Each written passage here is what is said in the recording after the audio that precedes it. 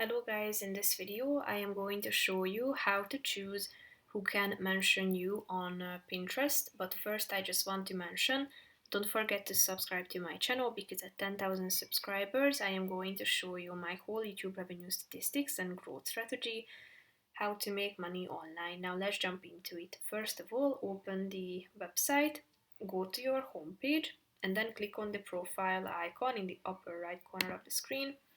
Then tap on edit profile, tap on social permissions on this left side column, go to the mentions section at the top, and here you can select from three options. Choose who can mention you, so anyone on Pinterest is the first option, only people you follow, or turn off so no one can mention you. All you have to do is tapping on the relevant circle, and when you are done, click on the save button down below, and then this section will be updated.